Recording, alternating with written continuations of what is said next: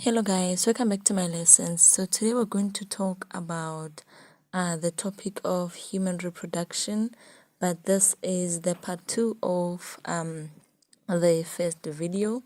So let's look at the structure of an ovum, which I forgot to show you yesterday.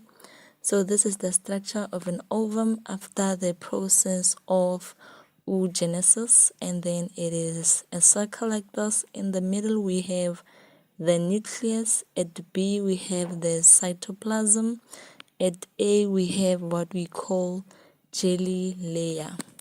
So let's look at the development of the fetus.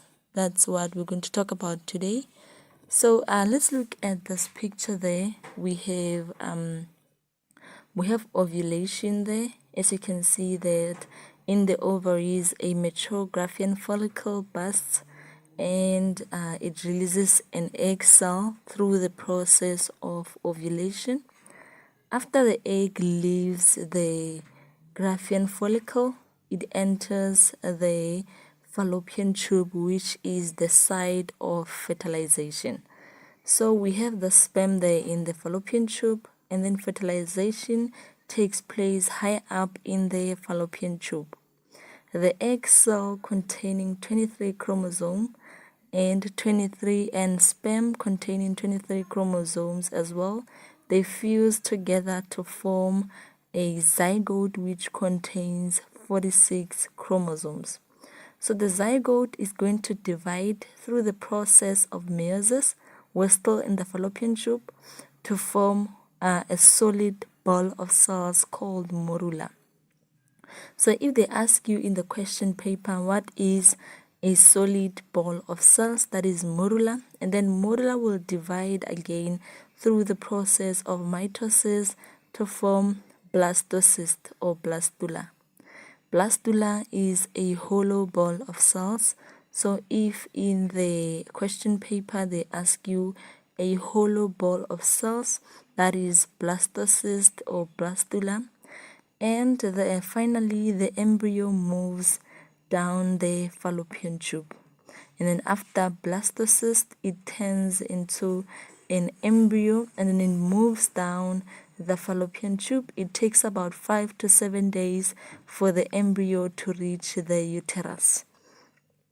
And then when it reaches the uterus, the embryo settles on the endometrium and sinks into it, embedding itself in the endometrium. So this process is called implantation. Take note of this process. They will ask you a process whereby the embryo attaches itself to the endometrium. That is implantation. Now after implantation, the embryo produces a finger-like structures called villi. They will ask you in the biological term a finger-like structures that are produced after the process of implantation, that is villi, from the outer membrane of the embryo, which is known as the chorion. And then what happens? The villi grow into tissue of the uterus to form placenta. The placenta, it is attached to the embryo by the umbilical cord, and then it has the 2 umbilical arteries which carry deoxygenated blood from the embryo towards the placenta, and 1 umbilical vein which carries oxygenated blood from the placenta to the embryo. So they will ask you what carries deoxygenated blood from the embryo to the placenta. That is umbilical artery, and oxygenated blood, the one that carries oxygenated blood, is umbilical vein. The embryo is enclosed in a fluid-filled sac called amnion, and the fluid is called amniotic fluid. This one acts as a shock absorber, and it also keeps the fetus, it prevents dryness from the fetus. And then let's look at another one. It says after about 6-8 weeks, the embryo develops structures such as limbs and all the organs of the body, now it is called a fetus. Now, gestation is a period between fertilization and the birth for the baby.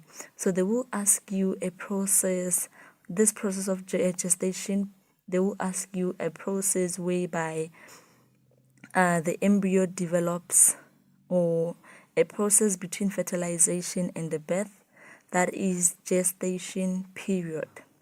So these are the terminologies you need to take note of: ovulation, fertilization, zygote, morula, fetus, embryo, blastocyst, implantation, chorion, placenta, umbilical cord.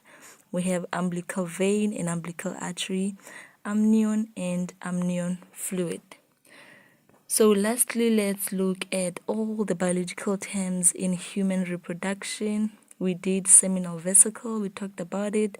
This one gives the nutrients to the sperm. We have corpus gland, scrotum, the one of temperature.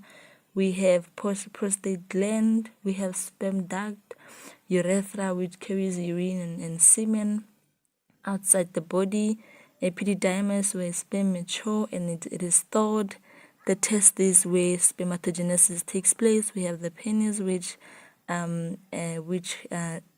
it is received by the vagina. We have the testosterone, which is the hormone. We have spermatogenesis, which is the gametogenesis in males. We have haploid, diploid, acrosome, the head of the sperm. We have fallopian tube, site of fertilization. We have ovary, we have vagina, we have the uterus, endometrium, we have the cervix, the lower part of the uterus. We have oogenesis, where this is a process that happens in the ovaries. We have mitosis, we have puberty, we have FSH and LH, estrogen and progesterone. Those are the hormones that we talked about in that process of in the menstrual cycle. We have ovulation, fertilization, zygote, the ones we just talked about. We have blastula, embryo, implantation, chorion, placenta, umbilical cord, umbilical vein, umbilical artery, amnion, and amnion fluid.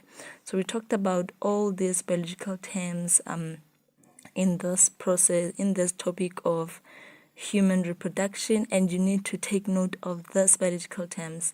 Thank you so much for listening. Don't forget to subscribe to the channel. I would really appreciate it. Thank you.